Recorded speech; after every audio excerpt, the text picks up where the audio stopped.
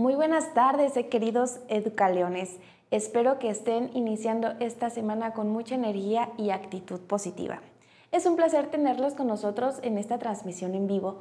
Hoy nos conectamos desde todos los rincones de nuestro querido México y más allá, para seguir avanzando juntos en nuestro camino hacia el fortalecimiento académico. Quiero mandar saludos especiales a la Prepa Violeta de Guerrero, Prepa Regia de Monterrey, Impulsa de Sonora, Luciérnaga de Zapopan, Cuautla y Aguascalientes, Cananea Forjando el Futuro y, por supuesto, a todos nuestros estudiantes de la red MX desde Cancún y Quintana Roo. Rugido de León para todos ustedes. Cada uno de ustedes es parte de esta gran familia educaleona y juntos seguimos creciendo, aprendiendo y alcanzando nuevas metas.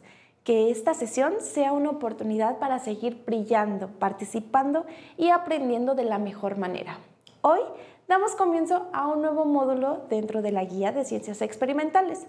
Se trata de física, una materia fascinante que nos invita a comprender cómo funciona el universo desde el movimiento de los planetas hasta la caída de una simple gota de agua. Todo lo que nos rodea tiene una explicación física y en este módulo la descubriremos juntos. La física no solo se trata de fórmulas y leyes, sino de entender los fenómenos que ocurren a diario.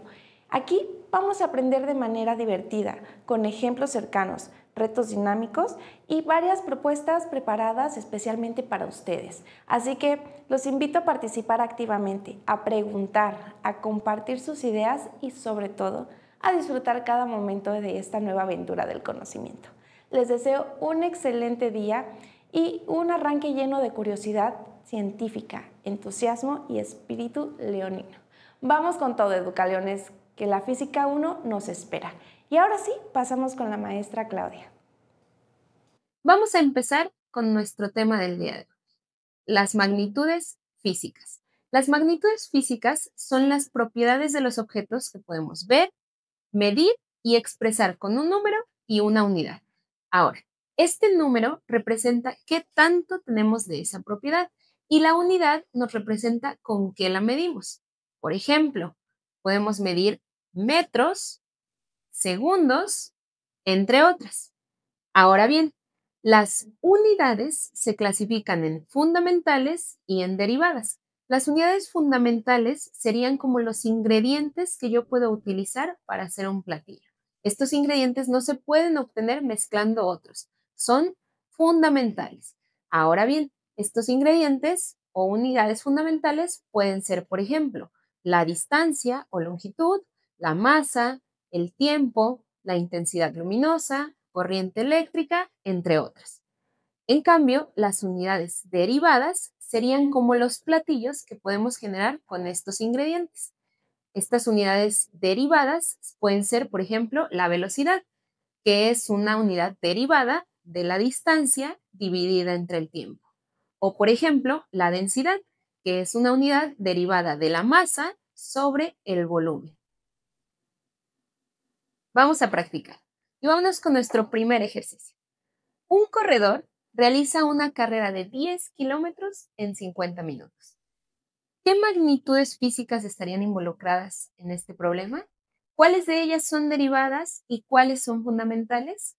Deja tu respuesta en los comentarios que te estamos leyendo. Vamos entonces con un segundo ejercicio. Tenemos una olla calentándose y pasa de 25 grados Celsius a 95 grados Celsius en 10 minutos. Nuevamente, ¿cuáles serían las unidades fundamentales y cuáles las derivadas? ¿O qué unidad derivada podríamos sacar? Primero que nada, las unidades fundamentales son la temperatura, que está dada en grados Celsius, y el tiempo, que está dado en minutos. Y una unidad derivada que podríamos calcular sería la rapidez con la que incrementa esta temperatura. Es decir, cuántos grados sube por cada minuto. Como puedes ver, las magnitudes físicas están en todos lados. Como resumen, las magnitudes físicas son aquellas propiedades de los objetos que podemos medir. Y las unidades en que las medimos pueden ser fundamentales o derivadas que están compuestas de las fundamentales. Las magnitudes físicas, aunque no lo notemos, están en toda nuestra vida cotidiana. cuando cocinamos, cuando trabajamos y en cualquier actividad que realicemos. Ok, entonces ya dijimos que las magnitudes tienen una unidad y un número. Esta unidad sería nuestra referencia. Y dentro de las unidades es muy importante considerar el Sistema Internacional de Unidades, o como se abrevia, SI. Este es como un acuerdo mundial en el que nosotros nos comprometemos a utilizar el mismo idioma para hablar de todos los tipos de medidas. Ojo, no todas las unidades son pertenecientes al Sistema Internacional de Unidades, porque este es un sistema basado en un sistema decimal. Hay algunos países, como por ejemplo Estados Unidos, que utilizan otro tipo de unidades. En Estados Unidos, que usan el sistema inglés, utilizan las libras para medir la masa. Las libras se abrevian como LB. Para medir la longitud o distancia, utilizan las millas, que se abrevian MI. Y para medir el volumen, utilizan galones, que abreviamos como GAL. No es que sean incorrectas, son unidades válidas. Sin embargo, no pertenecen al Sistema Internacional de Unidades. Ahora bien, dentro del Sistema Internacional de Unidades tenemos 7 unidades fundamentales. La masa, que se mide en kilogramos, la distancia o longitud, que se mide en metros, el tiempo, que se mide en segundos, la temperatura, que se mide en kelvins, la intensidad luminosa, que se mide en candelas, la cantidad de materia, medida en mol, y la cantidad de corriente, que medimos en amperios. Pongamos un ejemplo. Supongamos que en México se recibe un producto de importación extranjera y nos llega medido en una unidad que no pertenece a las que usamos en México, que son las del Sistema Internacional de Unidades. MKSA, metro, kilogramo, segundo, amperio. Vamos a hacer la conversión. Para ello necesitamos la equivalencia entre esa unidad, que en este caso es libra, y kilogramos, que es la del Sistema Internacional. Entonces, una libra equivale a 0.454 kilogramos. Vamos a utilizar ese factor de conversión. Supongamos que nos llegó un producto, un costal de papas de 22 libras. Lo único que tenemos que hacer es multiplicar esas 22 libras por la equivalencia de libra a kilogramo, que es 0.454. Entonces, 22 por 0.454 sería equivalente a 9.99 kilogramos. De esta manera, ya tenemos cuánto pesa ese costal en unidades del Sistema Internacional. Ahora vamos con otra situación, donde estudiamos la velocidad. La velocidad también se puede medir en diferentes unidades. Vamos a dar esta equivalencia y procederemos a hacer una conversión. Una milla por hora equivale a 0.447 metros sobre segundo. Entonces, si un ciclista alcanza una velocidad de 18 millas por hora, ¿a cuánto equivaldría eso en metros sobre segundo? Este ejercicio es para ustedes. Déjenos la respuesta en los comentarios y estaremos revisando. Ok, ahora vamos a otra magnitud física, la temperatura.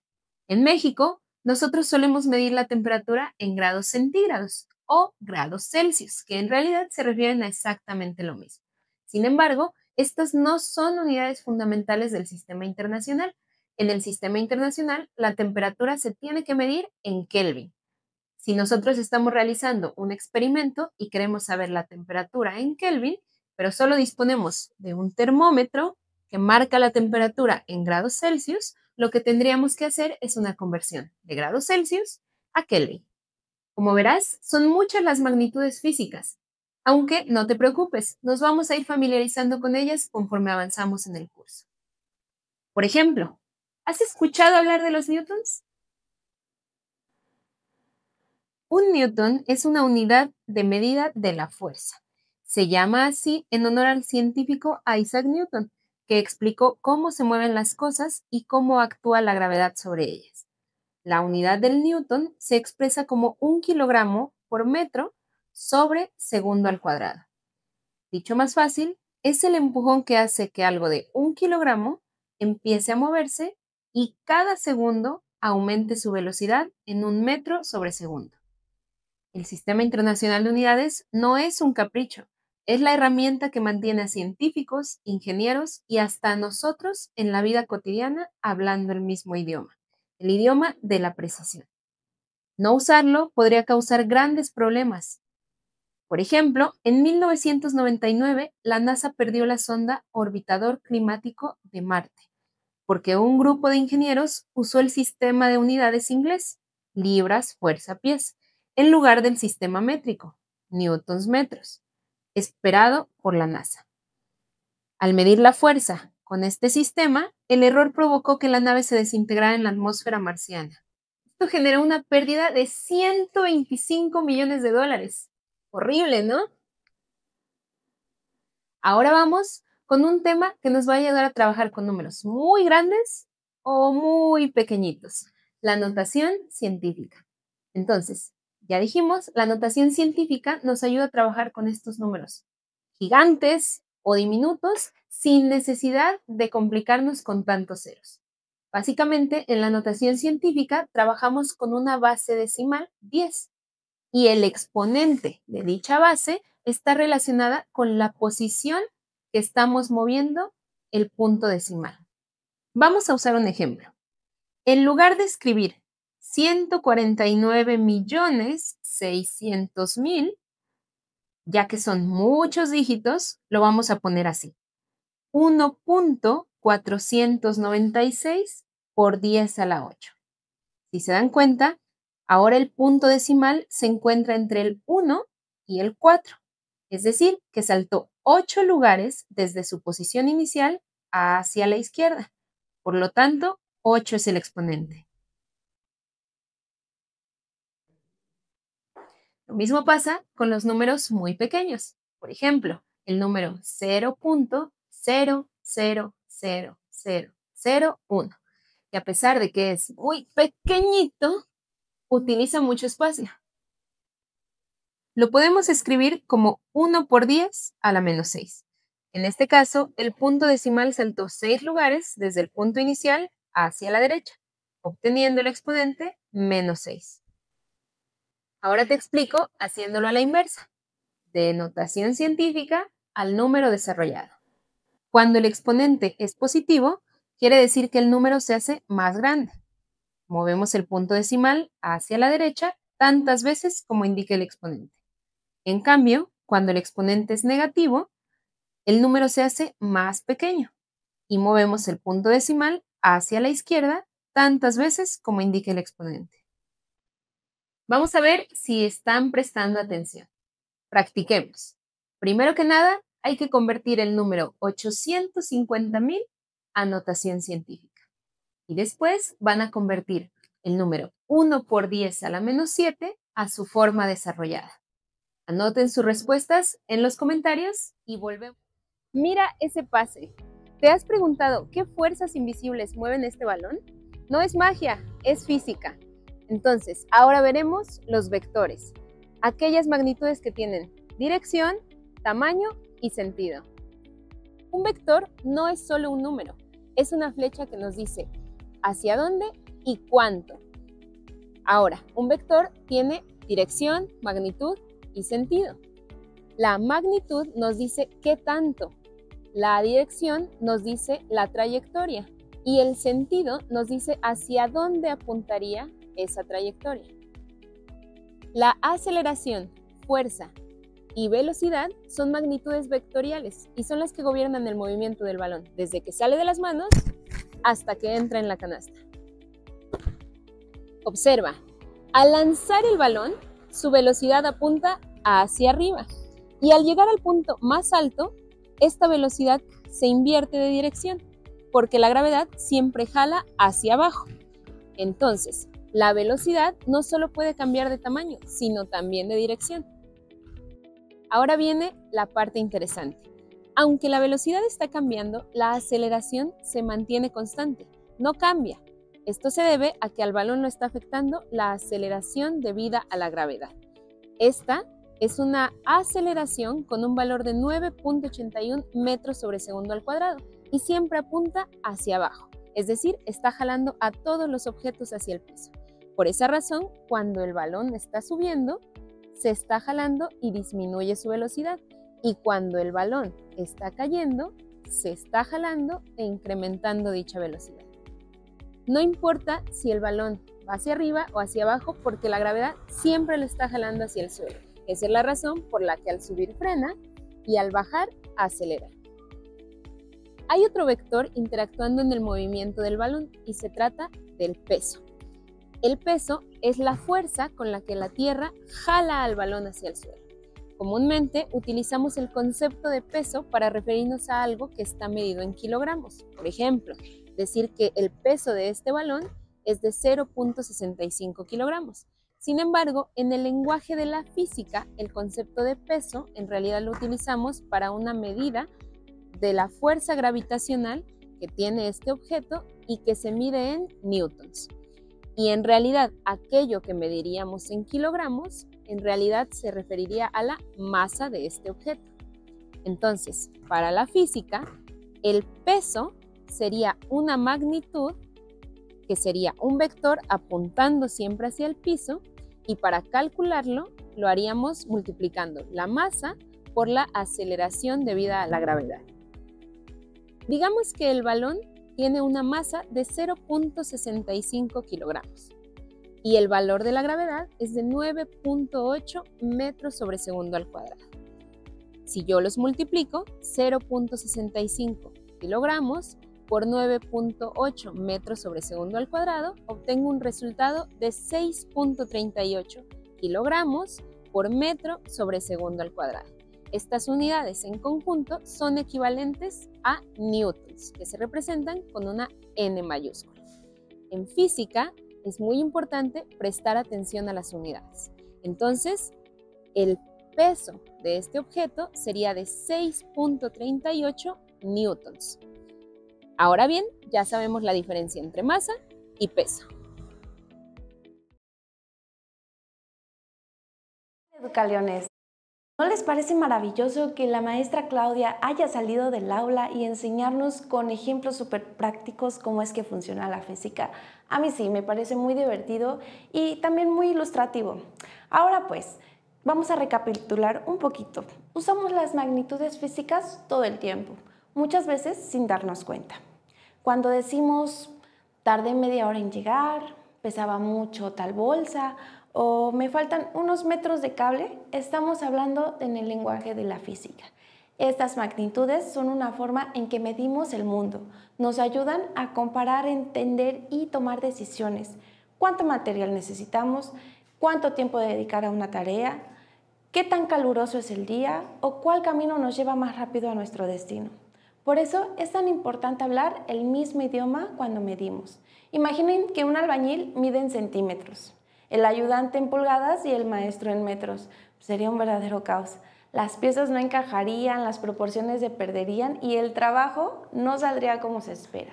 Lo mismo ocurre en la ciencia. Si cada quien usa unidades distintas, los resultados no se pueden comparar ni reproducir. Ahí es donde entra el Sistema Internacional de Unidades, como nuestro lenguaje universal de medición. Y hoy les traigo un objeto muy sencillo pero lleno de posibilidades. ¿Quieren saber qué es? Una vela. ¿Ustedes cuáles creen que son las magnitudes físicas que podemos medir en ella? Pensemos juntos.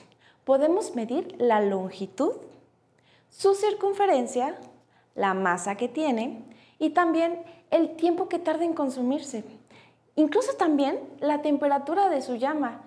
¿A ustedes se les ocurre alguna otra magnitud que se le pueda medir a esta vela? Déjenos en comentarios qué imaginan que puede representar más o qué otro objeto podemos medirle múltiples magnitudes. Lo más bonito es que esto nos demuestra que la física no está solo en los libros o laboratorios, vive en cada rincón de nuestra vida cotidiana, incluso en los objetos más pequeñitos. Y eso, Educaliones, hace que aprender física sea aprender a entender mejor el mundo que nos rodea. Y ahora hablemos un poquito de la notación científica, que es como un atajo genial para no perdernos en un camino lleno de ceros. Imagínense que tuviéramos que expresar en milímetros la distancia entre la Tierra y la Luna. Serían muchísimos ceros, muy complicado de manejar, podríamos tener errores. Por eso usamos la notación científica que nos simplifica mucho la vida. Vamos con un ejercicio muy sencillo. Y aquí les traigo una representación gráfica. Digamos que este es nuestro punto decimal. ¿Cómo transformarían este número en notación científica? Vamos a contar los saltos que hace el punto decimal. 1, 2, 3, 4, 5. Escríbanos en comentarios cuál es su respuesta.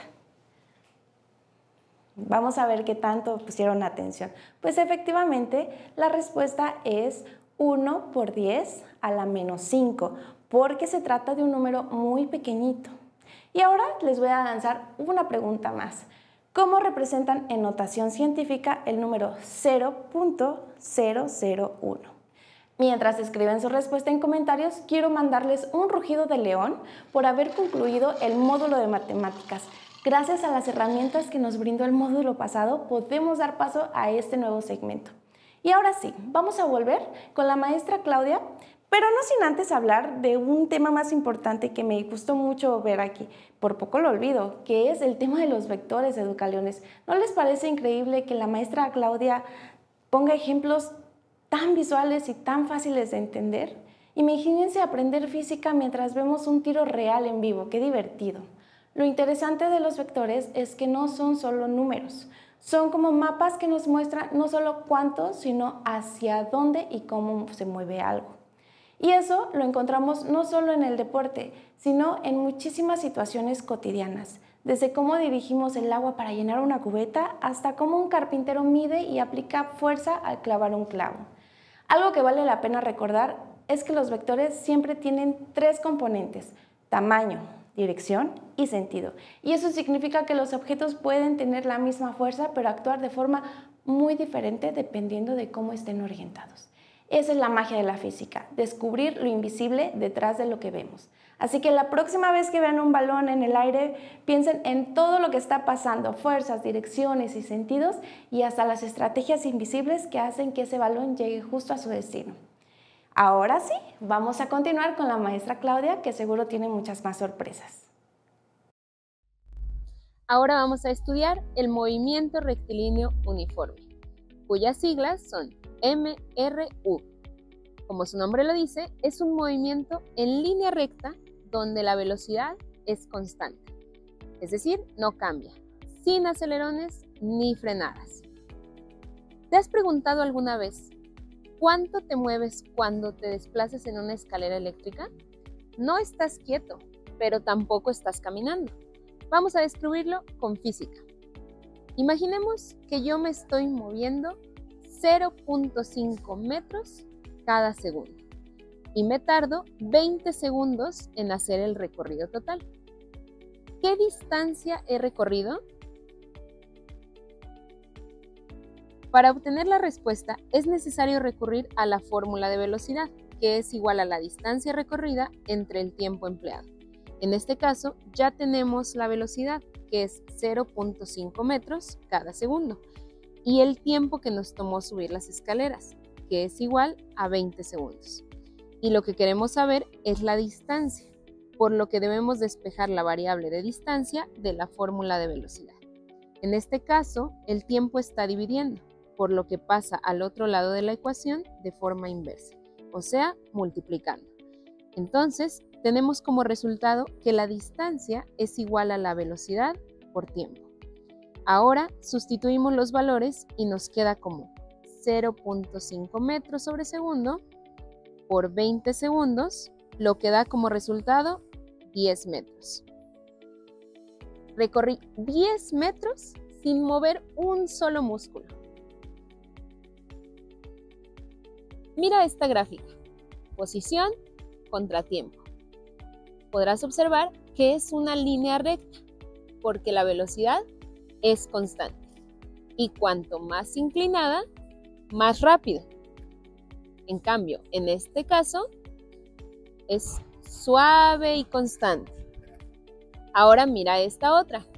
Velocidad contratiempo. También es una línea recta, pero es plana. ¿Por qué? Porque la velocidad no cambia. Entonces, la próxima vez que uses unas escaleras eléctricas, sabrás que te estás moviendo bajo un movimiento rectilíneo uniforme. Como podrás ver, la física está en cada paso que das, incluso cuando no das un paso. Ahora vamos con otro ejercicio. En un aeropuerto, para agilizar el movimiento de los equipajes, se utilizan cintas transportadoras. Entonces, esto permite traslados mucho más eficientes.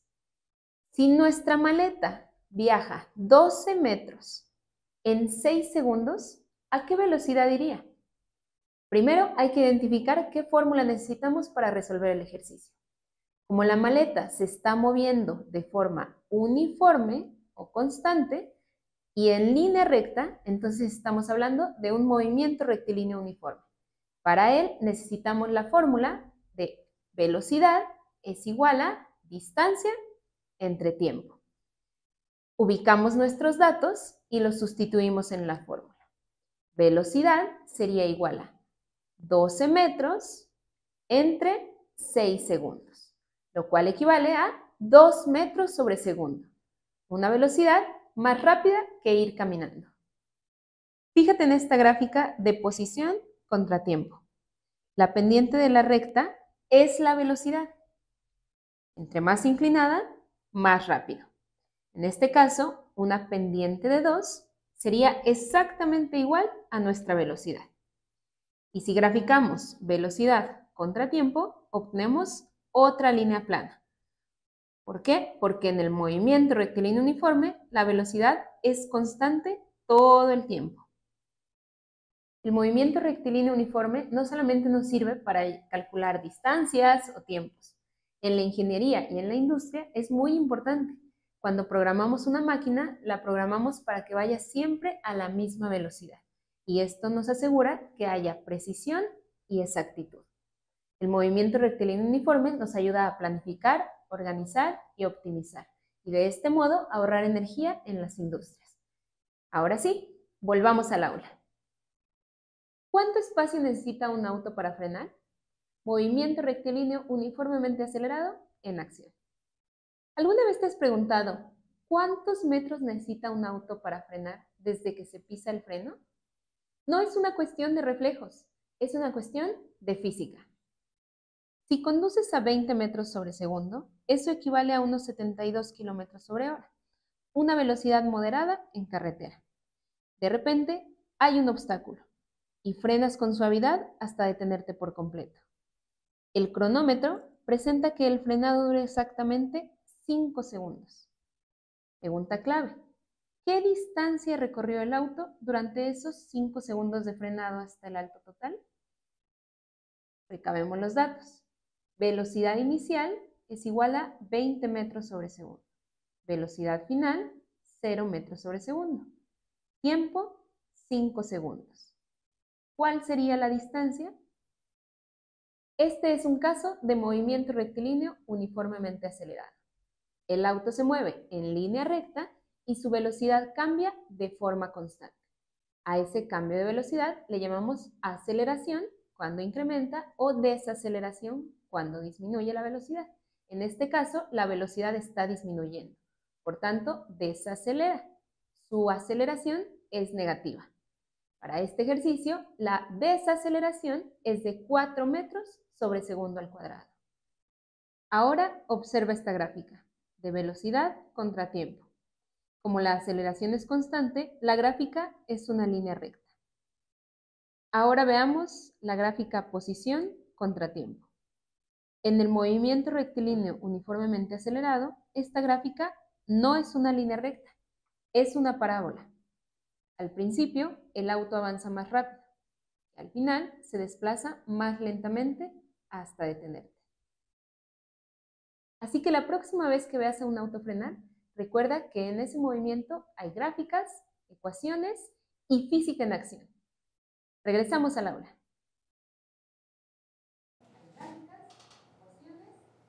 ¿Qué tal, Educaleones? ¿Cómo les está pareciendo la clase? Me parece que está muy divertido y quiero agradecer a la maestra Claudia por estas lecciones tan divertidas. Así que solo vamos a recapitular lo más breve posible. En movimiento rectilíneo uniforme, la velocidad no cambia. Vamos igual, siempre igual. El movimiento rectilíneo uniformemente acelerado, la velocidad cambia de forma constante y esto significa que cada segundo aumenta o disminuye la misma cantidad.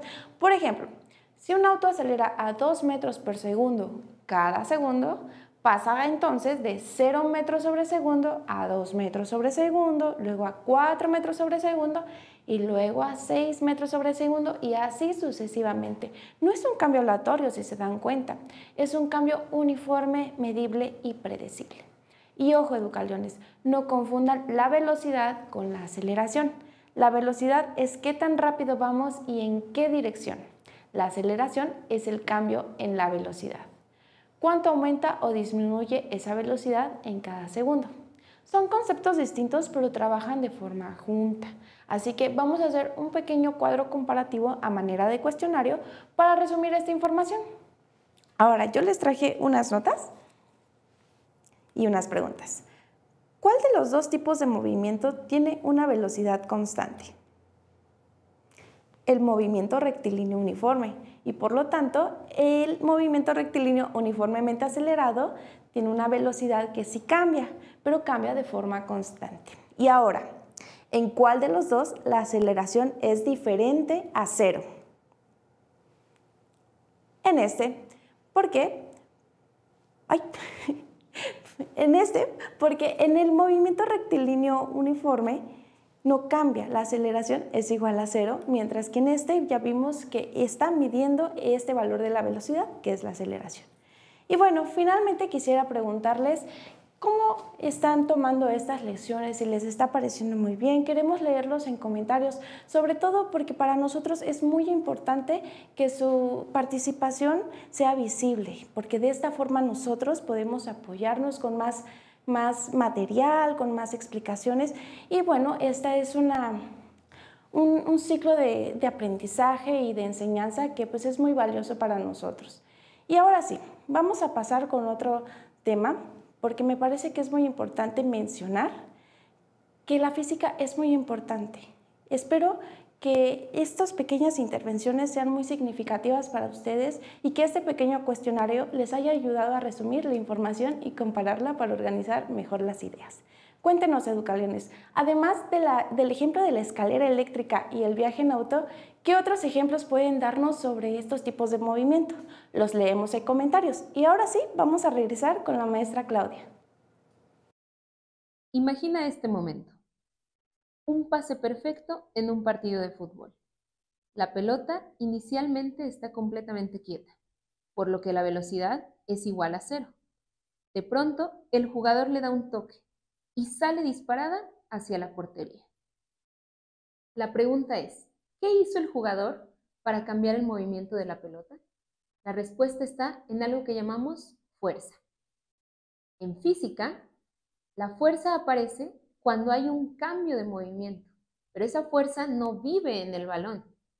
Aparece al momento de que se da ese cambio.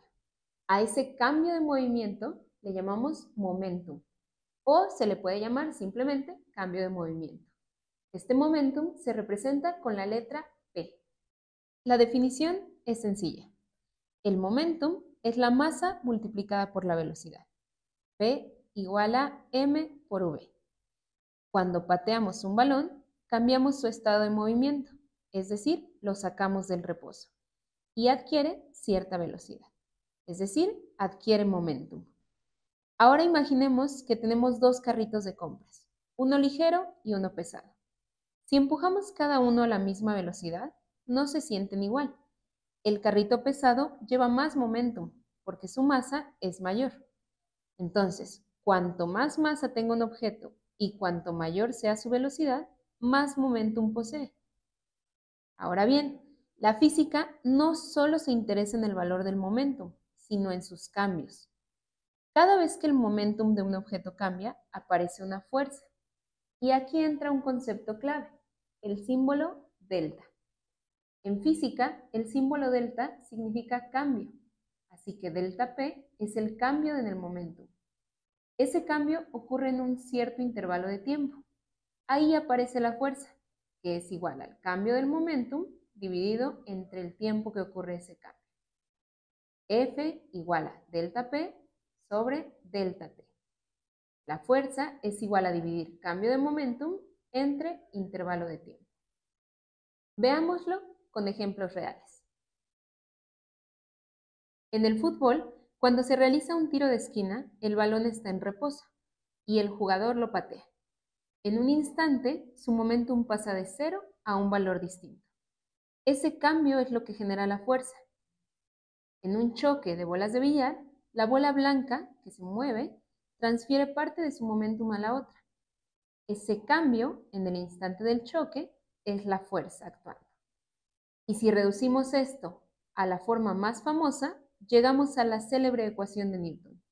Fuerza es igual a masa por aceleración, donde la aceleración, representada con una letra A, no es otra cosa que el cambio de la velocidad en el tiempo. Así que podemos resumirlo así. Momentum es la cantidad de movimiento que lleva un objeto. Masa por velocidad. Y cuando hay un movimiento, en un determinado tiempo, se genera una fuerza. Así que en cualquier cosa que tenemos en la vida cotidiana, como un toque en un balón, una bola de billar y muchos objetos más, no es más que un juego de interacción entre momentum y fuerza. Así que ya lo sabes, siempre que haya una fuerza y un cambio de movimiento, estamos hablando de una ley universal, que se llama la segunda ley de Newton. Imagina que es un partido de fútbol. El balón tiene una masa igual a 0.43 kilogramos y está en reposo frente al jugador, por lo que su velocidad es igual a 0. Cuando el jugador le da un golpe fuerte, el balón sale disparado con una velocidad de 15 metros sobre segundo, que equivale a unos 54 kilómetros por hora. Y el tiempo de contacto es de 0.05 segundos. Vamos a analizar lo que pasa paso a paso. Primero vamos a calcular el momento. Antes de patear, la velocidad del balón es 0. Después del golpe, tiene una velocidad final de 15 metros por segundo. Y la masa del balón es de 0.43 kilogramos. El cambio de la velocidad se calcula, restando la velocidad inicial a la velocidad final. Es decir, el cambio de la velocidad es igual a 15 metros por segundo menos 0, por lo que el resultado queda como 15 metros por segundo. Ahora calculamos el momentum, donde momentum es igual a la masa por el cambio de velocidad. Si sustituimos los valores, entonces tendremos que momentum es igual a 0.43 kilogramos multiplicado por 15 metros sobre segundo, lo que da como resultado 6.45 kilogramos por metro sobre segundo. Recuerda, la unidad de momentum es kilogramo metro sobre segundo. El siguiente paso es conocer la fuerza aplicada durante el contacto. El problema nos dice que el contacto con el pie del jugador dura 0.05 segundos. Entonces, calculamos la fuerza promedio, que es igual al cambio del momento entre el tiempo de contacto. Sustituimos los valores y entonces la fuerza es igual a 6.45 kilogramos por metro sobre segundo entre los 0.05 segundos, lo que da como resultado 129 kilogramos por metros sobre segundo al cuadrado. Y recordemos que esa unidad específica representa a los newtons, por lo que es igual a 129 newtons. Ahora realicemos este mismo ejercicio utilizando la segunda ley de Newton.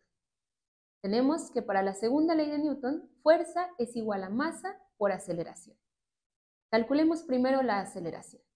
Tenemos que el balón pasó de 0 a 15 metros sobre segundo. Entonces, aceleración es igual a cambio de velocidad entre tiempo que llevó a hacer ese cambio.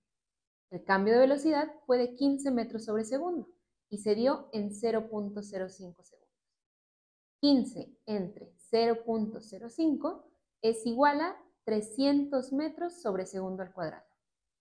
Entonces, la fuerza es igual a 0.43 kilogramos por 300 metros sobre segundo al cuadrado, lo que da como resultado 129 newtons.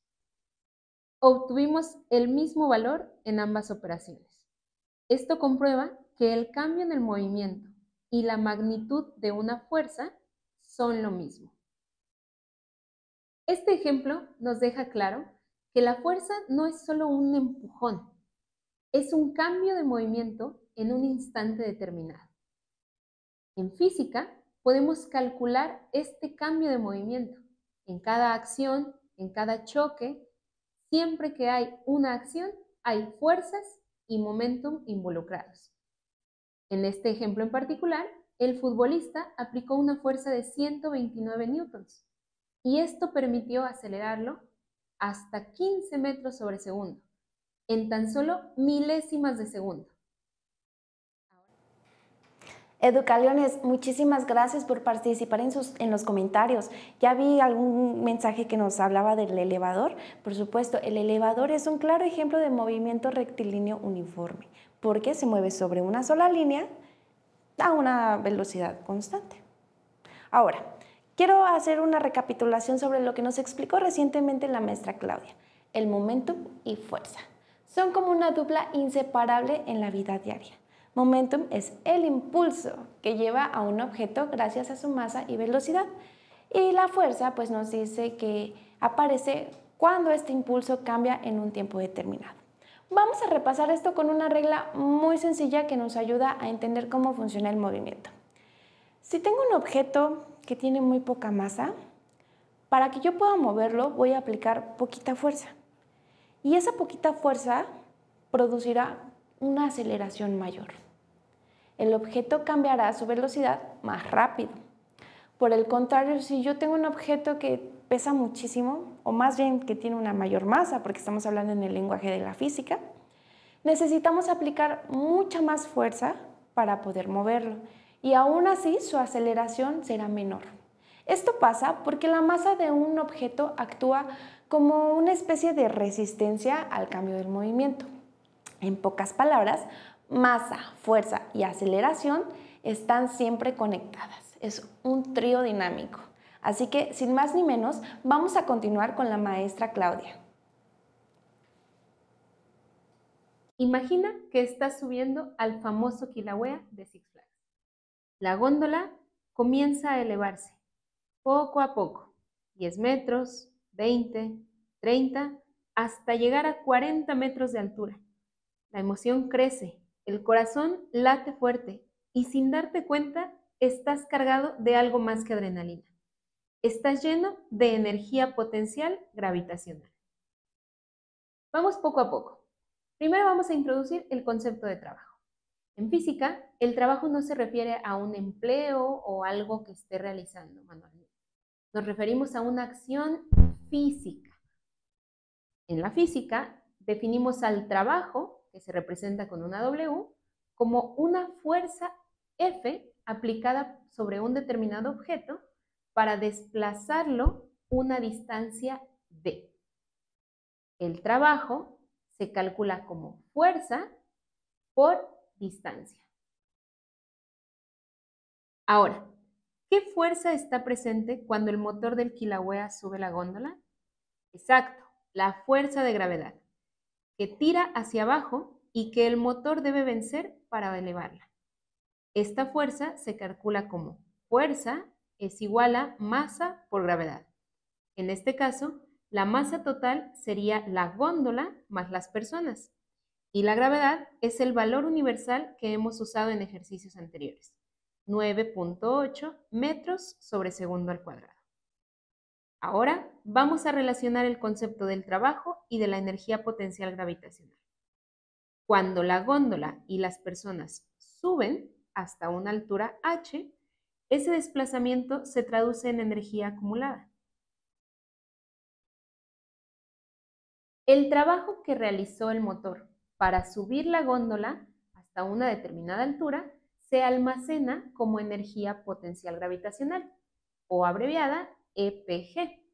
La fórmula de la energía potencial gravitacional es igual a masa por gravedad por altura. Esta energía es la energía potencial que quedó almacenada y es equivalente al trabajo que hizo el motor para subir la góndola a una determinada altura. En el Kilauea, cuando el motor detiene la góndola en la cima, esta está llena de energía potencial. Y en el momento exacto en que comienza la caída, esa energía no se pierde, sino que se transforma en energía cinética, es decir, energía de movimiento. Cada subida es un trabajo realizado por el motor y cada caída es la devolución de ese trabajo en forma de velocidad, emoción y vértigo. Tanto el trabajo como la energía potencial y la energía cinética en el Sistema Internacional de Unidades se miden en joules. Cuando vemos en las unidades newton por metro, podemos resumirlo como un joule. Ahora vamos a resolver un ejercicio. Supongamos que elevamos a 12 personas, cada una de ellas con un peso promedio de 70 kilogramos. Esas personas, junto con la góndola, que pesa 500 kilogramos, son elevados 40 metros de altura. Las preguntas son las siguientes. ¿Cuál es la energía potencial que se tiene en el punto más alto al que elevamos a estas personas? Y luego, cuando la góndola cae y alcanza el punto más bajo, ¿cuál es la energía cinética que lleva? Y finalmente, ¿cuánto trabajo se tuvo que realizar para vencer a la gravedad y poder elevar a esa altura la góndola con las personas? Primero, calculemos la masa total. Masa es igual a 12 por 70 kilogramos más 500 kilogramos. Esto es igual a 1340 kilogramos. Ahora sí, vamos a calcular la energía potencial, sustituyendo nuestros datos en la fórmula. Energía potencial es igual a 1340 kilogramos por 9.8 metros sobre segundo cuadrado por 40 metros. Esto nos da como resultado 525.28 kilogramos metro sobre segundo al cuadrado. O lo que es lo mismo, 525.28 newtons por metro, que equivalen a joules. Entonces, la energía potencial es igual a 1340 kilogramos por 9.8 metros sobre segundo al cuadrado por 40 metros, que da como resultado 525.28 joules. Más de medio millón de joules de energía almacenada. Cuando la góndola desciende, esa energía no desaparece, se transforma en energía cinética, porque ahora el sistema ya no está alto, sino que se mueve a toda velocidad. Por el principio de conservación de la energía cinética es igual a la energía potencial. Por lo tanto, también es igual a 525.28 joules. Y el trabajo realizado por la gravedad durante la caída es exactamente el mismo valor. Trabajo es igual a 525.28 joules. Y recuerda, la próxima vez que estés en un juego de feria, estás presenciando que cada que se realiza un trabajo para elevar un cuerpo, hay energía potencial. Y cuando esta góndola baja, está convirtiéndose en energía de movimiento. Así que ya lo sabes, la energía está presente en cada juego o cada movimiento. Cuando estás en un juego, estás presenciando energía, trabajo y movimiento. Y no solo eso, ya lo puedes representar no solo con emociones, sino también con números. Mi nombre es Fabiola Cortés y ha sido un placer acompañarlos el día de hoy. Hasta luego, Educaleones. Educaleones, ahora sí vamos a hacer una última recapitulación. Observen esta pluma que les traje, ligera y delicada.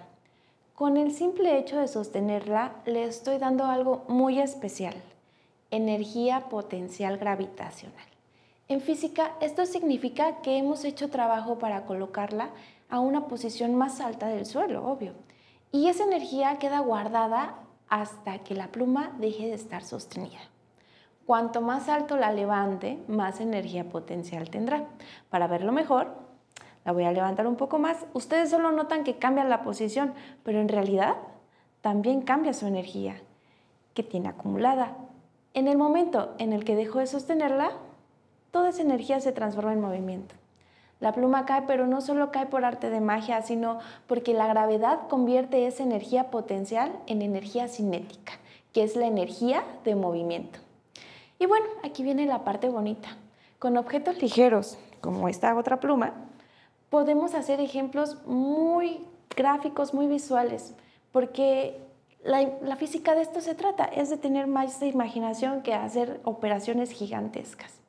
Ahora imaginen que este ejemplo lo hago con una piedra muy pesada y sobre todo si la elevo a unas grandes alturas, esa piedra tendrá mucha más energía potencial, porque la energía depende de la masa, de la altura y de la gravedad.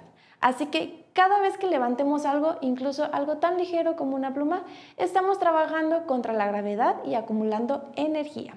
Y cuando soltamos ese objeto, la física nos regala el espectáculo de la transformación de esta misma energía. Y bueno, con esto vamos a concluir este reforzamiento y ahora sí, quiero felicitarlos a todos por llegar al final de esta sesión. Hicieron un excelente trabajo, queridas y queridos educaleones, en sus participaciones, en conectarse a tiempo, en atender sus guías, que es muy importante también para que ustedes sigan fortaleciendo este conocimiento. Ahora sí, hemos llegado al final de nuestra clase de física. Y hoy recorrimos un conjunto de temas fundamentales que nos ayudan a comprender cómo se mueve, cambia y equilibra el mundo que nos rodea. Vamos a recapitular muy brevemente todos los temas. Las magnitudes físicas, aprendimos que son propiedades que se pueden medir. El Sistema Internacional de Unidades es muy importante porque representa el lenguaje universal de la ciencia. La notación científica nos ayuda a expresar números o muy grandes o muy pequeños de una forma práctica. Finalmente, es un atajo. Las magnitudes vectoriales comprendimos que tienen magnitud, dirección y sentido. El movimiento rectilíneo uniforme es aquel en el que el objeto se mueve en línea recta a una velocidad constante, mientras que el movimiento rectilíneo uniformemente acelerado sucede cuando un objeto cambia su velocidad de forma constante.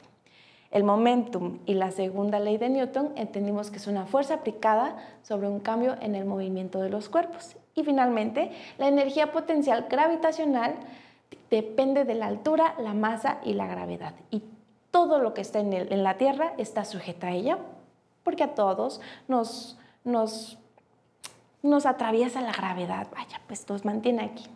Cada uno de estos conceptos nos permite mirar el mundo con ojos más científicos, descubrir el porqué de los fenómenos cotidianos y comprender mejor cómo interactúan las fuerzas que nos rodean. Ahora sí, antes de despedirnos, quiero agradecerles por acompañarnos en esta transmisión en vivo. Les voy a mandar un rugido de león solo por llegar hasta este momento, por su entusiasmo también y por su participación y espíritu curioso. Recuerden que la física no solo se estudia, se vive, está en cada paso, cada movimiento y cada descubrimiento que hacemos día a día. Gracias a todos educaleones por su energía y compromiso. Antes de irnos, no olviden registrar su asistencia para la clase.